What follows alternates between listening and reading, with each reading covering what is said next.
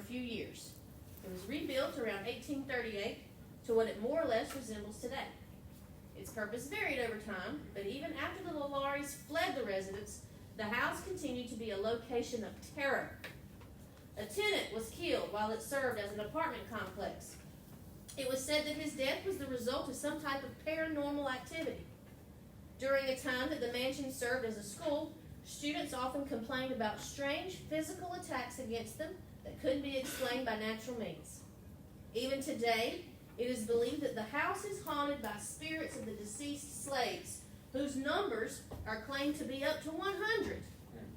While the house itself is not open for tours, it has been featured in many articles, television shows, and is a stop among several ghost tours. All right.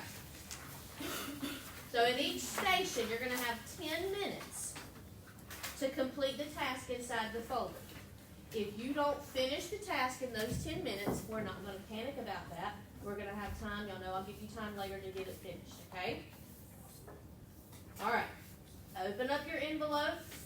Each member of each group needs a piece of paper and your name on it. I'm going to start my timer. 10 minutes. Ready?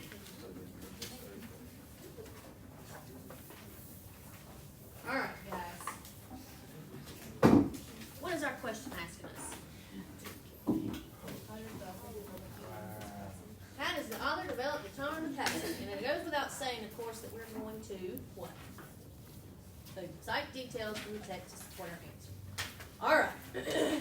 So before we answer how the author develops the tone, the first thing we got to do is determine what that tone is. Natalia, you want to tell me what you think the tone here is? I think the tone of this is like gory and scary. Gory and scary. Mercer, what you think? Unnerving. Unnerving. That's a good one. Like creepy, like it was some Creepy vibes, right? Creepy vibes. Okay, good.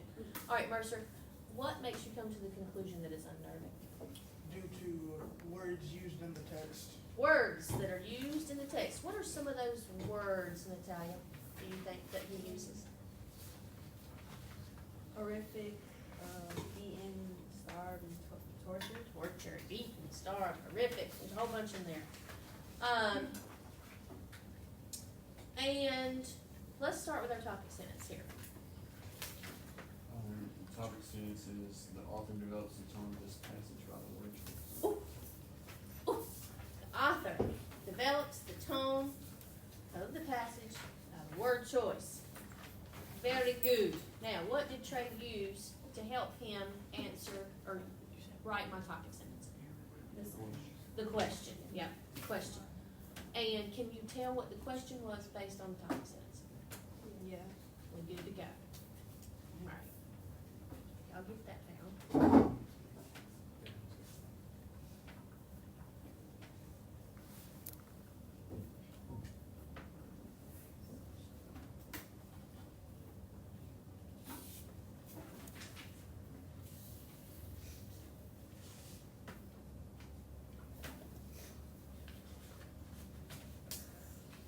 All right, got it? Okay. We need, before we go any further, we need to decide which examples we're going to use in our paragraph. Carla, can you pick 3 for me? 3 words. Horrifying, tortured, and destroyed. Ooh, good. Horrifying, tortured, and destroyed. That kind of sets the, you say unnerving? Yeah. The unnerving tone. I think those 3 will work. All right, Carla. So what are we going to say in our second sentence? This is Satan. Paragraph 3. And why did she say paragraph 3, y'all? Because you found the words in paragraph 3. Bingo. That's where she found them. Good job.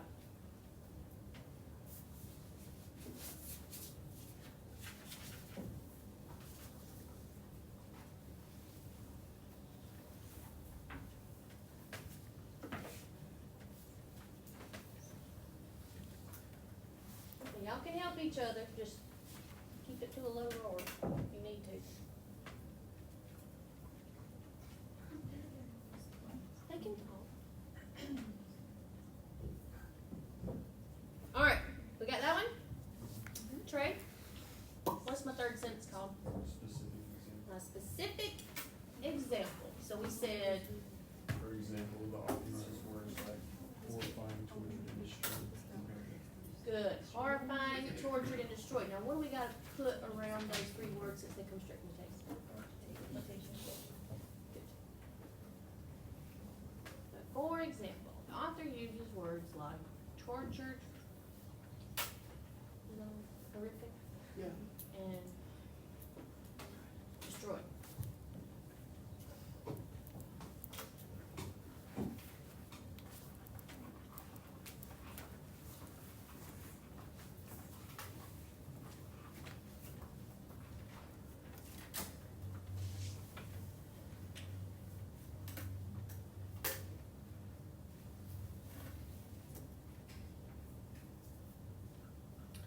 Right, the very hardest sentence to write.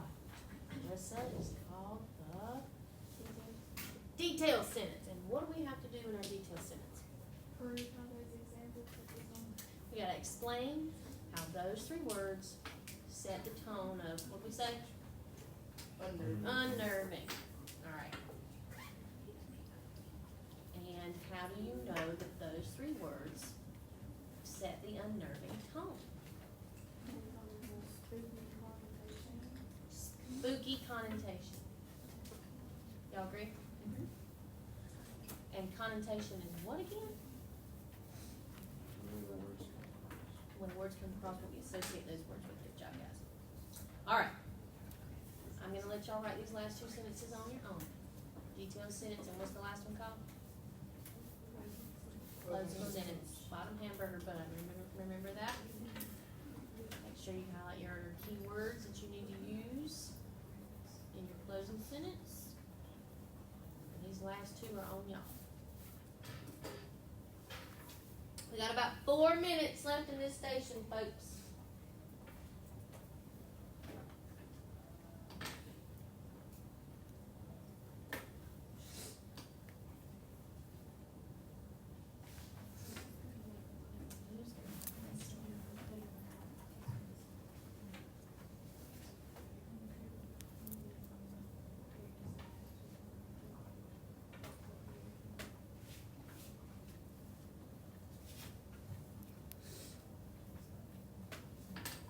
Hey, how can I start the closing sentence? So what's the word that I can use? Word you can use to start a closing sentence. Let's think of some synonyms for unnerving. What is a synonym for unnerving?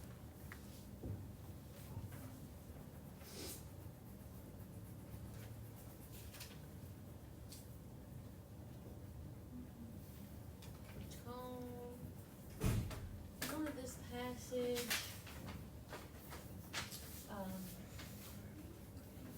is set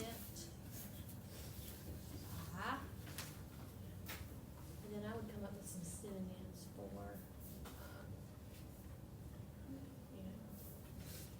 unnerving or spooky or scary or.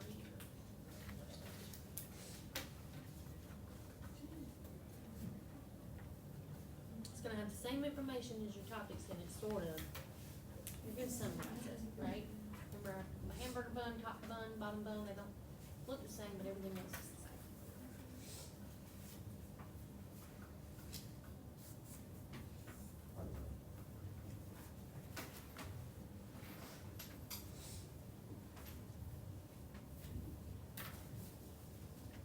Everybody okay?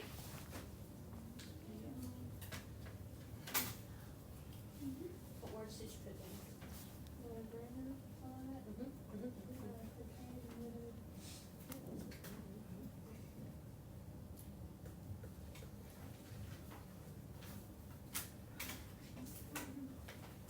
All right. Anybody need more time? Any groups need more time? All right, let's go ahead and rotate. We're going to rotate counterclockwise.